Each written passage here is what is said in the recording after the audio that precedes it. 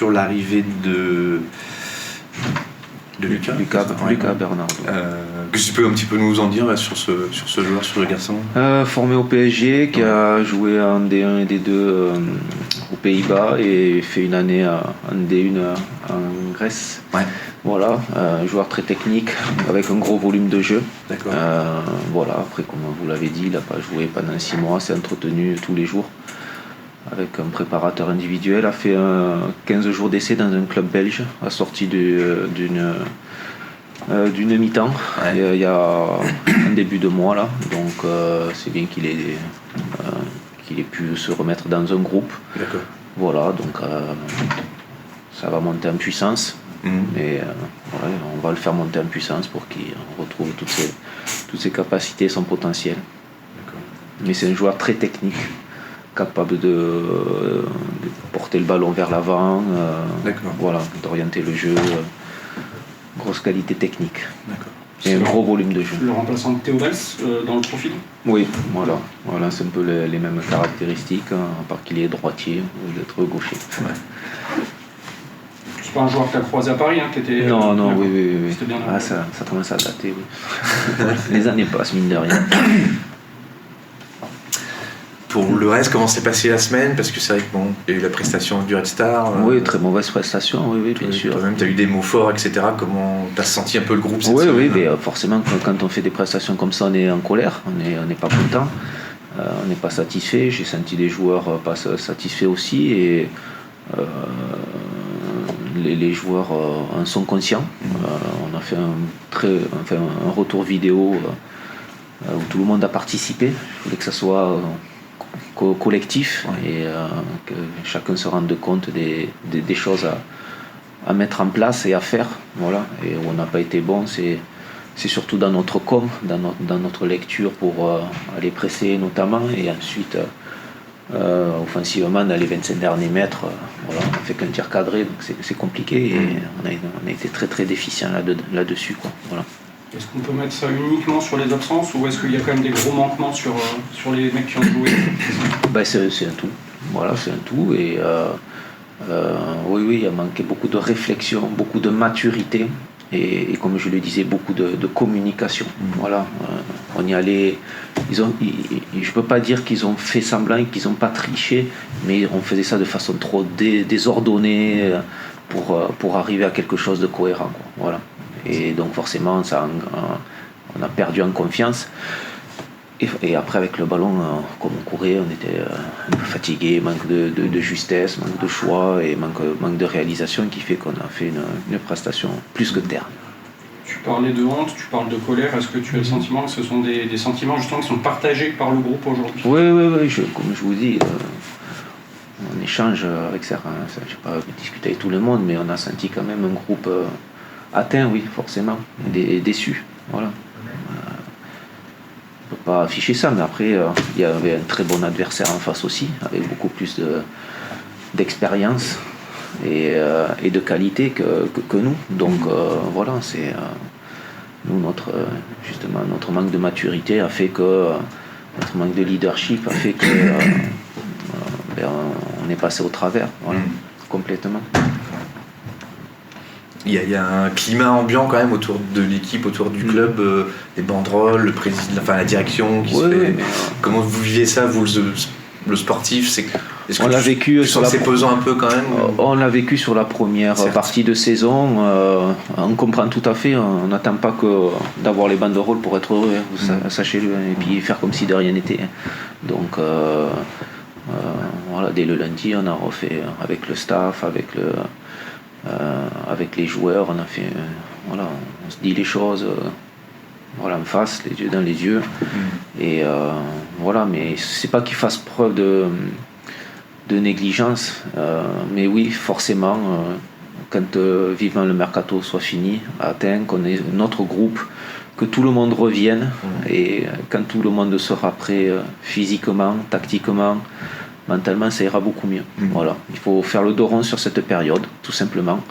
Ça passera par le travail, de l'humilité, de l'écoute, et l'envie de se concentrer uniquement sur nous, mais de façon beaucoup plus cohérente.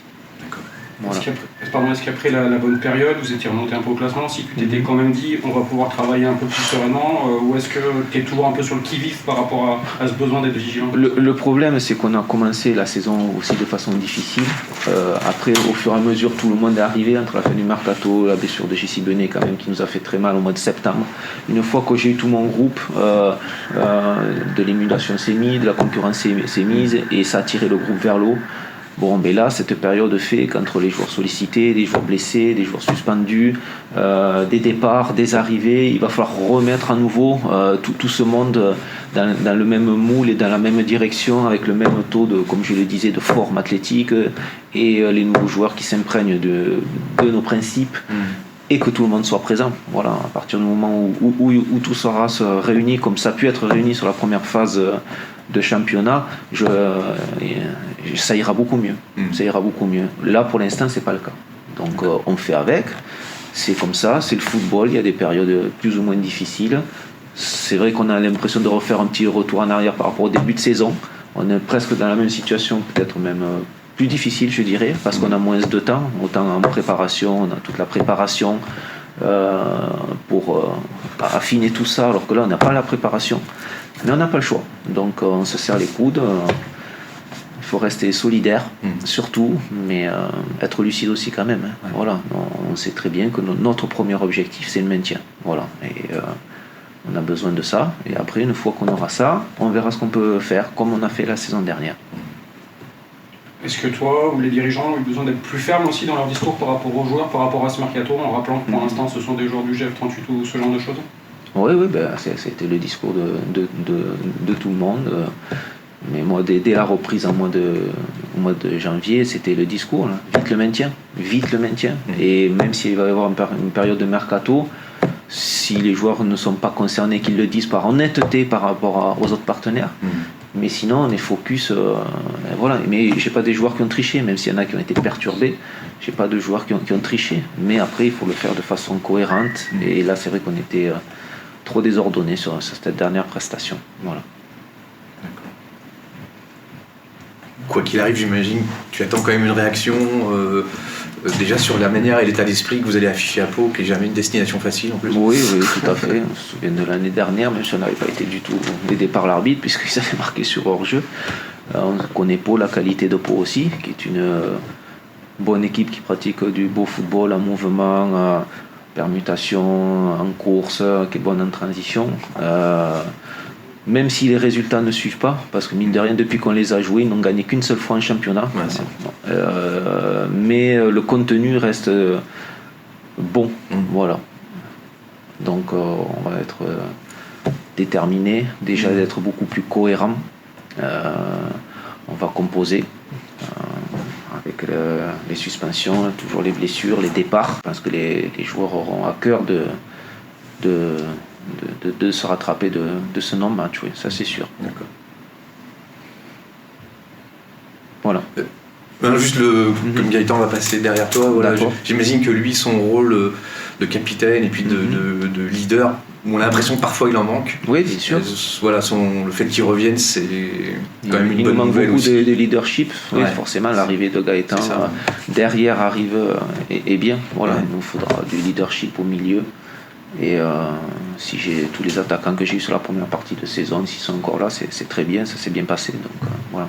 Au-delà des recrues, c'est quand même embêtant, Gaëtan Paquet arrive en fin de contrat, J.C. Benet en fin de contrat, que personne dans l'effectif actuel ne prenne un peu justement ce leadership. Est-ce que tu attends toi de certains joueurs justement qu'ils aillent un peu au-delà de ce qu'ils montrent actuellement?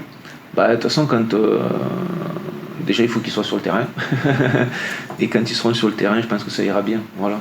C'est des joueurs qui ont une bonne mentalité. Donc je me fais pas de soucis, mais chacun prendra son leadership à sa manière. Voilà, on sait très bien que J.C. Benet par exemple ne va pas crier, voilà, mais s'il est exemplaire sur le terrain, ça forcément ça tirera le groupe vers l'eau. Voilà, on sait que Gaëtan Paquet est capable de dire des choses, on attend des choses de certains. Un joueur comme Clément Vidal aussi peut amener, elle a cette expérience-là, alors il vient d'arriver, il est capable de le faire. Et on va demander à tous ces joueurs-là de faire plus, mais comme tout le monde, il faut qu'il fasse plus, forcément. Tu avais donné le brassard à Loris, c'est un joueur qui est plutôt discret comme ça veut dire que lui aussi doit peut-être un peu plus s'affirmer justement dans le rôle de patron. C'est fait exprès. Voilà, c'était un message en début d'année que Je voulais faire tourner un petit peu le Capitana avec certains. Vous l'avez vu en Coupe de France, ça n'a jamais été le même. Loris fait partie un petit peu des joueurs qui ont besoin de ça pour qu'il continue dans sa progression. Voilà, c'est à lui à prendre le coup, mais c'est sûr, il faut forcer la nature. On parlait de faire plus et c'était dans ce but-là. Voilà. Ok, merci beaucoup Franck. Merci. Bonne séance. Allez. Déjà, des nouvelles, Gaëtan, comment tu te sens là après je crois que c'est un gros coup que tu as reçu à Bastia. Ouais, j'avais pris vraiment un gros coup. Je pensais pas que ça allait durer autant de temps. On a essayé de revenir un peu plus tôt, mais c'était compliqué. Mais ça devrait être bon pour demain. D'accord. Tu as pris un gros coup et un jaune en plus, je crois, en bonus. Ouais, mais après, en fait, pour le jaune, j'avais un petit peu chambré juste après l'action, en fait, parce que ils viennent à deux forts sur moi, en fait, et moi j'ai mal sur le coup, mais eux ils tombent, donc du coup, je sais pas, je me suis senti fort, je crois, donc du coup j'ai pas voulu tomber, j'ai voulu un peu chambrer parce qu'on perdait, je voulais un peu monter la sauce, et au final c'est moi qui prend le carton, mais si j'avais été un peu plus heureux, je pense que c'est lui qui prend le carton rouge, parce que il me prend au genou. Donc, ouais, bien sûr. Ouais. Comment toi t'as vécu le match du Red Star sans être sur le terrain bien sûr, mais qui a fait quand même pas mal couler de l'encre. Ouais, c'est sûr que c'est compliqué déjà d'une part d'être en tribune. C'est vrai qu'on se sent impuissant. Après il y a des matchs où malheureusement il n'y a pas grand chose qui va. Ça a été ce genre de match le week-end dernier, mais voilà, il y en a dans une saison, il y en a tout le temps 2-3. Je pense que c'est le deuxième cette année avec Annecy. Donc voilà, c'est deux matchs à oublier, mais voilà, il faut quand même s'en servir pour pas réitérer ces erreurs. Et voilà, maintenant c'est du passé, comme vous avez dit, c'est un match qui nous a fait quand même beaucoup de mal, et on a hâte d'être demain pour faire oublier cette performance. Comment tu l'expliques, toi, justement, des fois qu'il y ait un peu trop d'air en termes d'envie d'investissement, parce que c'est un groupe qui est jeune, parce qu'il y a le mercato, est-ce qu'il y a des explications déjà un peu qui apparaissent? Moi, après, je pense que ça, c'est des excuses. Quand on parle de mercato, tout ça, des jeunes, on a tous été jeunes, hein, mais voilà, je pense qu'il faut quand même du caractère. C'est vrai que sur un match comme ça, où c'est qu'il y a quand même plutôt une bonne ambiance, on joue un samedi, on est en direct, on sait que ce match est beaucoup regardé.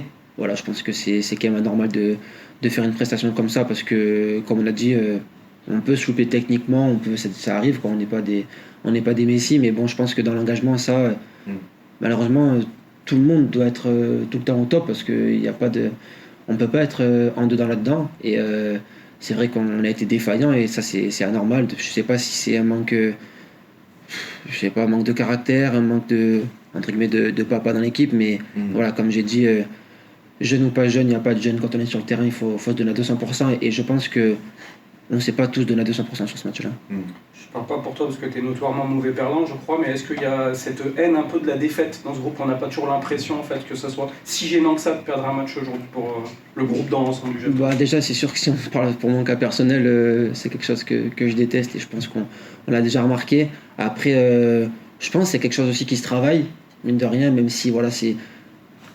Moi, j'ai été mauvais perdant depuis que j'ai 2 ans. Hein. Enfin, c'est toujours été ça. Je joue aux cartes, j'ai perds, je peux pleurer, quoi. C'est vrai que c'est quelque chose que je déteste. Mais voilà, je pense que si on n'a pas ça, c'est quelque chose qu'on peut travailler.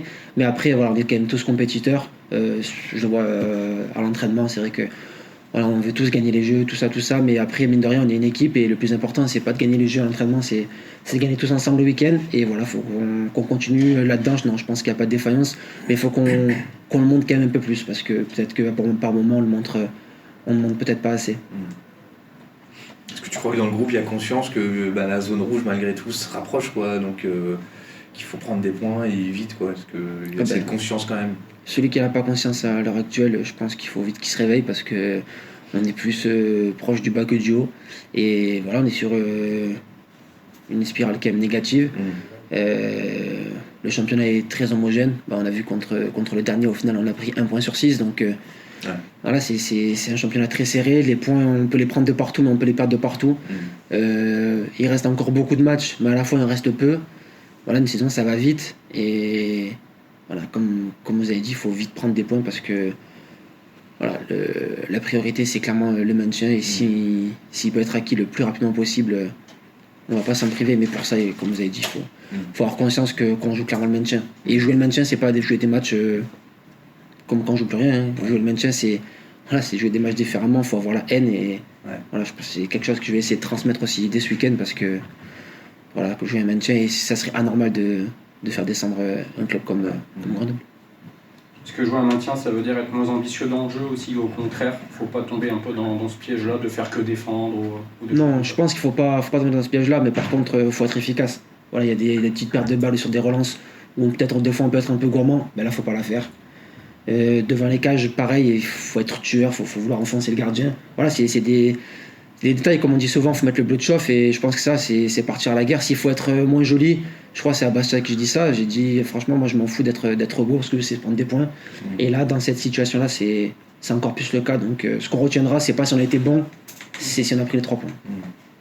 Ou du moins des points, il faut que le compteur y tourne. On a l'impression quand même qu'il y a un climat un peu presque lourd aujourd'hui autour du club. Il y a des banderoles, il y a la direction qui se fait quand même un peu secouée par les supporters. Est-ce que vous, dans le sportif, vous le sentez ça, que c'est un peu pesant quand même peut-être? Ouais, après moi je vais pas parler des banderoles sur le staff, sur la direction, tout ça. Il y a eu des banderoles sur nous aussi et elles sont très justes. Enfin moi je vais parler sur notre cas, les banderoles elles sont justes. Et j'étais pas au discours qu'ont fait les supporters après le match du Red Star, j'ai vu que ça avait parlé. Mais j'ai eu des échos, et ce qu'ils disent encore une fois, c'est juste. En fait, ils ne demandent pas d'être super bons. Hein. Eux, ce qu'ils veulent, c'est des joueurs qui s'arrachent, qui se donnent 200%. Et si on fait ça, ils vont être derrière nous. Et moi, c'est tout ce que j'aime. Et ils ne nous lâchent pas, mais à nous de répondre présent sur le terrain. Et là-dessus, moi, je les remercie parce qu'ils ne nous lâchent pas. Et on a besoin d'eux. Et ce qu'ils disent, c'est totalement juste. Et voilà, si le climat est un peu plus tendu, on est des joueurs professionnels. On est fait pour ça. Faut que mentalement, il faut qu'on soit bon. Je pense que le football, c'est plus mental que vraiment footballistique, quoi. Donc c'est sûr que si on est défaillant sur le plan mental, ça sera pas bon. Faut pas croire que les supporters sont contre nous, ils sont avec nous, mais ils veulent qu'on montre autre chose et ils ont totalement raison. Bon, plus Pau, c'est le genre d'endroit où il faut, en termes d'état d'esprit, comme beaucoup, mais Pau c'est quand même particulier aussi à ce niveau-là, il faudra être à 100 ou à 110 pour essayer de récupérer quelque chose, quoi. C'est sûr, après ils sont sur une spirale négative aussi sur les derniers matchs, c'est vrai que c'est compliqué, mais ils avaient fait un très bon début de saison, c'est une très belle équipe, je connais pas mal de personnes là-bas, que ce soit dans le staff ou dans les joueurs, donc c'est vrai que voilà, je sais que c'est une très belle équipe, ils ont un petit stade, c'est vrai que des fois ça fait pas trop de bruit, donc il faut aussi amener ce truc-là pour faire monter un peu la sauce, mais voilà, on sait où est-ce qu'on va. Mine de rien, ils ont fait un gros début de saison, mais leur maintien n'est toujours pas acquis non plus, donc il leur manque des points. Donc voilà, comme tu as dit, leurs matchs à domicile vont être très importants. Donc on sait qu'on va dans un stade et chez un club où ça va être compliqué, mais comme j'ai dit, comme tous les matchs, et voilà, il faut que nous on soit prêts à jouer ce genre de match, il faut être prêt mentalement, il faut être prêt physiquement, et voilà, j'espère vraiment qu'on va réaliser une bonne performance, et comme j'ai dit, le plus important c'est de prendre des points. Avec le départ Théo, vous avez perdu un bon joueur, mais aussi un capitaine de vestiaire. Est-ce que ça veut dire que ton rôle va être encore plus important? Est-ce que ça veut dire que d'autres joueurs vont peut-être devoir aussi prendre un peu plus la parole, le leadership au cours des prochains mois? C'est sûr que le départ de Théo nous fait mal sur le terrain, mais aussi en dehors. Ça, je pense que c'est une surprise pour personne. Après, je me répète, mais c'est une très bonne chose pour lui. C'est quelque chose qu'il désirait vraiment. Donc moi, en tant que... Moi, je suis son ami, son frère, donc voilà, je suis triste qu'il soit plus là, mais je suis content pour lui, donc c'est une bonne chose déjà. Et ensuite, comme tu dis, c'est ce que je dis tout à l'heure, le groupe, on a fait partir quelqu'un qui avait 30 ans, qui avait du bagage, qui avait des matchs. Il faut quelqu'un d'autre, et pas qu'une personne prenne ce rôle-là. Il faut être conscient que il faut qu'il y ait 4, 5, 6 qui soient ensemble, qu'ils n'hésitent pas à parler. Voilà, il ne faut pas que ce soit toujours les mêmes qui parlent, qu'on entende tout le temps les mêmes voix. Il faut des fois entendre d'autres voix, surtout que on met tout en œuvre pour que même les plus jeunes parlent, ils le font, hein. Mais voilà, faut pas qu'ils soient timides, il n'y a pas de timide dans le football, c'est pas un métier où il faut être timide, il faut être discret. Malheureusement, faut avoir de la personnalité, et je pense que toute l'équipe a de la personnalité, mais il faut le prouver au quotidien, et voilà, j'espère qu'ils ont conscience qu'on a perdu quand même un joueur qui était important dans ce domaine, et que chacun va faire un peu plus pour combler ce départ. Mais après, honnêtement, je ne sais pas si moi je dois faire plus, parce que honnêtement, je fais déjà beaucoup. Donc, je ne sais pas si je peux faire plus dans ce domaine. Ouais, je pense qu'il faut que tu aies plus de relais. Oui, après, moi, ça me gêne pas. J'aime bien faire ce que je fais, et je le fais naturellement. Comme j'ai dit, quand j'avais pas le brassard, je faisais pareil. Maintenant que j'ai le brassard, ben, je me sens pas obligé de le faire. Si un jour je me sens pas, je le ferai pas. Mais voilà, moi c'est naturel avant chaque match. Je suis comme ça, j'ai besoin de ça pour me motiver aussi. Donc ça me fait du bien de parler, de sortir les choses. Mais voilà, faut pas. Si quelqu'un veut prendre la parole à ma place, je le prends volontiers. Parfait. Merci beaucoup. Merci Gaëtan.